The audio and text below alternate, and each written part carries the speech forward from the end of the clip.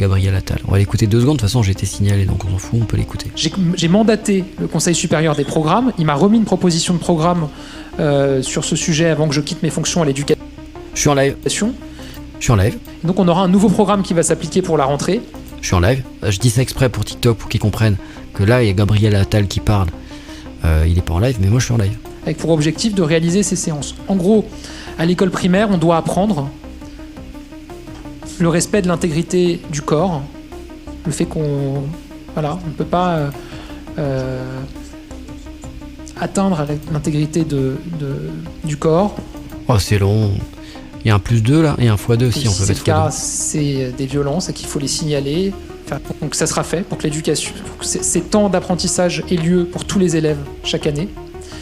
Et 2, qu'on ait de nouveaux discours au collège et au lycée, mais apprendre ça aux enfants, que si c'est le cas, c'est des violences et qu'il faut les signaler.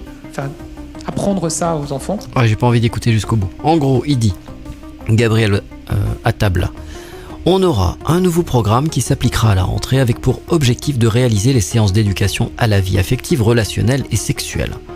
Donc ça, pour lui, ça c'est une priorité des priorités. Pape Ndiaye, le ministre de l'Éducation qui était avant lui, avait aussi voulu faire de sa priorité l'éducation sexuelle. Alors moi, je vais même pas vous dire... si, je vais vous dire, moi j'en ai rien à foutre de l'éducation à la sexualité. Moi, je pense qu'un enfant qui va à l'école, il faut qu'il apprenne les bases. Il faut qu'il soit bon en lecture, bon en écriture, bon en histoire, bon en géographie.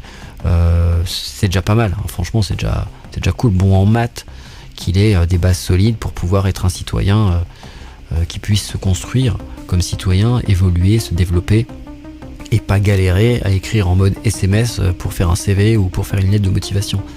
Ça, ce serait bien. Quand on regarde les difficultés qu'ont les jeunes en lecture au collège en 6e, il y en a qui savent pas lire correctement, et même en 4e, 3e.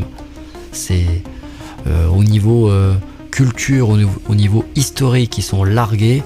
Et puis en plus, si on va encore au-delà de ça, rappelle-toi, Gabriel Attal, tu avais dit lors de ta brève mission en tant que ministre de l'Éducation qu'à la rentrée scolaire, il y aurait un prof pour chaque élève. Donc tu disais qu'il n'y aurait pas d'élèves sans prof. C'est faux. C'est faux.